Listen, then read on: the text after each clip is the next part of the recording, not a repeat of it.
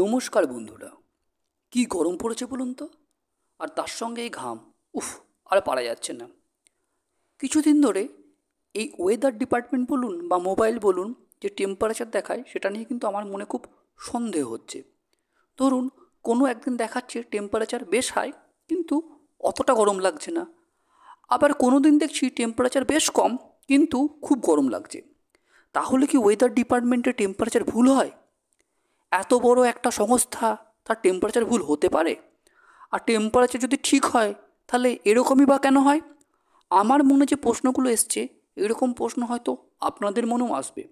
আজকের ভিডিওতে আমরা এই ব্যাপারটি ভালো করে বোঝার চেষ্টা করব।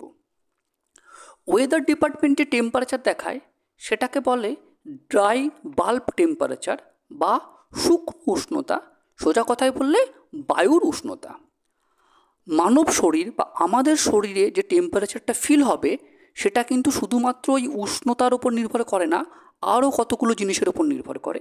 এবং এটাকে বলা হয় অ্যাপারেন্ট টেম্পারেচার হিট ইন্ডেক্স, বা বাংলায় অনেক এটাকে বলে অস্বস্তি সূচক। রবার্ট জি স্টেডম্যান 1984 সালে প্রথম এইটার ব্যাপারে বলেছিলেন। উনি বলেছিলেন টোটাল 4টে জিনিসের ওপর এই অস্বস্তি সূচক বা অ্যাপারেন্ট টেম্পারেচার নির্ভর করে। প্রথমটা হচ্ছে কি ড্রাই হিট, মানে বায়ুর উষ্ণতা। 2 নম্বর হচ্ছে হিউমিডিটি বা আর্দ্রতা। 3 নম্বর হচ্ছে এয়ার স্পিড বা বাতাসের গতিবেগ। 4 নম্বর হচ্ছে রেডিয়েশন বা বিকিরণ। ধরুন, উষ্ণতা যত বাড়বে, আমাদের শরীর চাইবে তত নিজেকে ঠান্ডা করতে। তার জন্য আমাদের ঘাম হবে। এই ঘামটা যখন শুকোবে, তখন আমাদের শরীর কিছুটা ঠান্ডা হয়, এটাকে বলে কুলিং এফেক্ট। এই সিমিলার কুলিং এফেক্ট কিন্তু আমরা ওই মাটির কুঁজোতেও দেখতে পাই, যেখানে জল লাগলে দেখবেন জলটা অনেক ঠান্ডা থাকে। এইবার আমি আপনাদের একটা চার্ট দেখাচ্ছি, সেই চার্টটা ভালো করে দেখুন। এখানে দেখুন, একদম ওপরে টেম্পারেচার লেখা আছে, আর বাঁ দিকে লেখা আছে রিলেটিভ হিউমিডিটি। কি হয়, হিউমিডিটি যখন বাড়বে, তখন আমাদের ঘামটা আর শুকোতে পারবে না। তার ফলে কি হবে, আমাদের কষ্টটা আরও বেড়ে যাবে, আমাদের আরও বেশি গরম লাগবে। এই চারটাতে সেই রিলেশনটাকে এস্টাবলিশ করা হয়েছে। একদম বাঁ দিকে দেখুন, 80 ডিগ্রি ফারেনহাইট টেম্পারেচার ছিল। যত হিউমিডিটি বাড়ছে, এই অস্বস্তি সূচকটা বা হিট ইন্ডেক্সটা বেড়ে যাচ্ছে। মানে অ্যাকচুয়াল টেম্পারেচার ছিল 80 ডিগ্রি ফারেনহাইট, কিন্তু যখন মনে করুন 80% হিউমিডিটি তৈরি হবে, তখন আপনার সেই টেম্পারেচারটাকে মনে হবে 84 ডিগ্রি ফারেনহাইট। ঠিক সেরকমভাবে 100 ডিগ্রি ফারেনহাইট এয়ার টেম্পারেচার ছিল, কিন্তু হিউমিডিটি যদি মনে করুন 65% হয়ে যায়, তাহলে আপনার মনে হবে ওটা 136 ডিগ্রি ফারেনহাইট। বুঝতে পারছেন? দেখুন, এখানে 3টে কালার দেখানো আছে, একটা হচ্ছে ইয়েলো, একটা হচ্ছে ডিপ ইয়েলো, একটা হচ্ছে অরেঞ্জ, একটা হচ্ছে রেড। এইটার ব্যাপারে আমি আপনাদের পরে বলবো। এরপর আর একটা মজার কথা বলি, আমরা অনেকেই গরম থেকে বাঁচার জন্য কী করি, এয়ার কুলার কিনি। কিন্তু এই গরমের দেশে, যেখানে কিনা হিউমিডিটি খুব বেশি, সেখানে এয়ার কুলার থেকে আপনি খুব একটা আরাম পাবেন না। এয়ার কুলার প্রচণ্ড আর্দ্রতা বাড়িয়ে দেবে ঘরের ভেতরে, তার ফলে অ্যাপারেন্ট টেম্পারেচার আরও বেড়ে যাবে, আপনার প্রচণ্ড ঘাম হবে, কষ্ট আরও বেশি হবে, আরও গরম লাগবে। 3 নম্বর পয়েন্ট ছিল বাতাসের গতিবেগ। ধরুন, রাতের বেলায় কারেন্ট চলে গেছে, আপনি পুরো ঘেমে গেছেন। এরপরে যখন কারেন্ট আবার আসবে, দেখবেন শরীরটা ঠান্ডা হয়ে যাবে। কারণ কি, ওই যে আপনি ঘেমেছিলেন, ওই ঘামটা তাড়াতাড়ি শুকোনো শুরু করবে। তাহলে বাতাসের গতিবেগ যত বেশি বাড়ে, তত আমাদের ঘামটা তাড়াতাড়ি শুকোয়, আমাদের বডি তাড়াতাড়ি ঠান্ডা হয়। সেই জন্যে বাতাসের গতিবেগ কিন্তু অ্যাপারেন্ট টেম্পারেচারটাকে কমিয়ে দেয়। আর লাস্টে হচ্ছে কি, সূর্য থেকে যে বিভিন্ন রকম লাইট আসে, সেই লাইটের মধ্যে ইউভি লাইট থাকে। এই ইউভি লাইট বিভিন্ন সারফেসে রিফ্লেক্ট হয়ে আমাদের বডিতে আসে, এবং বিকিরণ পদ্ধতিতে আমাদের কিন্তু কিছুটা হিট দেয়। ঠিক এই কারণেই দেখবেন প্রচণ্ড গরমে অন্ধকার ঘরে বেশ আরাম লাগে।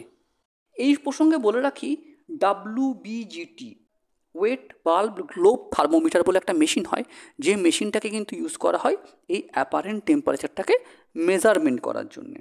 দুটো প্রাইভেট কোম্পানি, একটা হলো অ্যাকুওয়েদার, আর নাম্বার 2 হচ্ছে দ্য ওয়েদার কোম্পানি। সাধারণভাবে এরাই আমাদের মোবাইলে বিভিন্ন টেম্পারেচার আপডেট দেয়।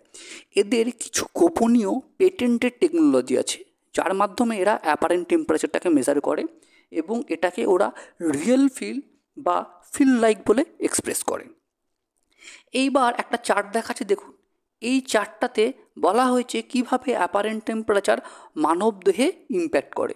এখানে দেখুন হিট ইন্ডেক্সের জায়গায় ফারেনহাইটে টেম্পারেচারটা দেওয়া আছে, সেটাকে আমি আপনাদের সেন্টিগ্রেডে বলবো যাতে কি না আপনাদের বুঝতে সুবিধা হয়। একদম প্রথমে দেখুন যেখানে আমরা সতর্ক হব সেটা হচ্ছে 26 ডিগ্রির থেকে টেম্পারেচার বেড়ে গেলে। 26 ডিগ্রি সেন্টিগ্রেড থেকে 32 ডিগ্রি সেন্টিগ্রেড পর্যন্ত আমাদের কিন্তু ক্লান্তি অনুভব হতে পারে, তো এটাকে ইয়েলো কালার দিয়ে দেখানো হয়। এর ফলে যখন টেম্পারেচার 32-এর বেশি হয়ে যাবে তখন কিন্তু আমাদের মাসেলে ক্র্যাম্পিং বা মাসেলের মধ্যে টান হতে পারে, টান ধরতে পারে। এখানে কিন্তু আমরা আরেকটুই বেশি সতর্ক হব। টেম্পারেচার যখন 39-এর বেশি হয়ে যাবে তখন কিন্তু ভয়ঙ্কর পরিস্থিতি, অরেঞ্জ অ্যালার্ট দেখবেন আমাদের মোবাইলে আসে, রেড অ্যালার্ট, অরেঞ্জ অ্যালার্ট, এখানে কিন্তু অরেঞ্জ অ্যালার্ট হয়ে গেল, আমাদের কিন্তু হিটস্ট্রোক হওয়ার সম্ভাবনা বেড়ে গেল। আর টেম্পারেচার যদি 51 ডিগ্রি বেশি হয় তাহলে তো খুবই ভয়ঙ্কর পরিস্থিতি, হিটস্ট্রোক হওয়ার সম্ভাবনা খুবই বেশি। আমি আপনাদের দেখুন একটা মোবাইলের স্ক্রিনশট দেখাচ্ছি। এই মোবাইলের স্ক্রিনশটে দেখুন টেম্পারেচার একদম প্রথমে দেওয়া আছে দেখুন 35 ডিগ্রি ব্যারাকপুর ক্যান্টনমেন্টের, এরপরে লেখা আছে দেখুন রিয়েল ফিল। তাহলে এরপর থেকে আপনি যখন মোবাইলে টেম্পারেচার দেখবেন তখন শুধুমাত্র ওই 35 ডিগ্রি টেম্পারেচার দেখলে হবে না, আপনাকে এই রিয়েল ফিলটা দেখতে হবে। রিয়েল ফিল মানে আপনার শরীর অ্যাকচুয়াল কতটা টেম্পারেচার অনুভব করবে সেইটা এখানে বোঝানো হচ্ছে। সেটা যেমন বললাম শুধুমাত্র এয়ার টেম্পারেচার মানে 35 ডিগ্রির ওপর নির্ভর করে না, কতটা ইউভি ইন্ডেক্স আছে, উইন্ড স্পিড কী আছে, হিউমিডিটি কী আছে এবং ক্লাউড কভার কী আছে, এই এতগুলো প্যারামিটারের উপর নির্ভর করে কিন্তু ওই ফিল লাইক বা রিয়েল ফিল টেম্পারেচারটাকে মেজারমেন্ট করা হয়। নমস্কার, ভালো থাকবেন।